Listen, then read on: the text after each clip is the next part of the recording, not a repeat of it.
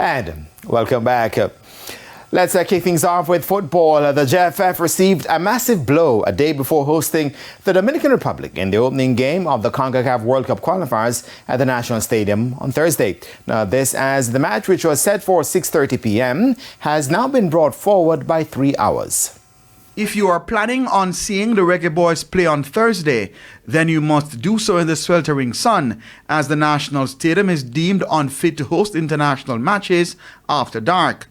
Acting on CONCACAF's request to upgrade the lights, the Independence Park Limited IPL, the government-run entity with responsibility for the stadium facility, added more lights. But despite the last-ditch effort, CONCACAF have decided that the lighting was still not adequate for an evening kickoff.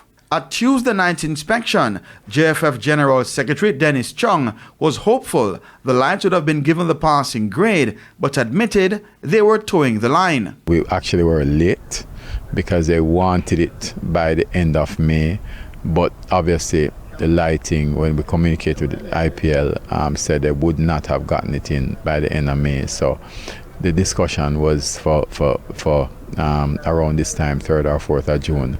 But as we understand it, there are some contractual obligations, and therefore they had said it needs to happen 3:30.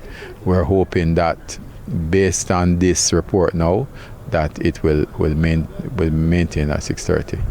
Chung was speaking after the broadcasters Phase 3 did the inspection and said the lights were not at the required level, but was good enough for broadcast if CONCACAF were satisfied.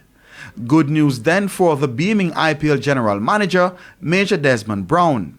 The overall readings are within specs, and we'll be sending information to CONCACAF shortly. We don't know what will happen, but as you can see, there's been a vast improvement, and we need to thank some people for helping us get in there. The problem with the lights at the National Stadium has been a dark one from as far back as 2014, when Jamaica hosted the CONCACAF Men's Under-20 World Cup qualifiers, and it has been a yearly problem ever since. And the latest result has proven to the IPL and the government that putting a band-aid over a major wound doesn't always stop the bleeding. It's about 4.5 million US to change all the lights, because you have to change the transformers, you have to change the wiring, you have to change the control, not just the lights. The panels, everything have to be changed, because the current panels were set up with the old system, which is almost 30 years. So what we need is a complete new system, looking about 4 to 5 million US. Until the money is found and the lighting situation is fixed, football in Jamaica could remain in a dark place.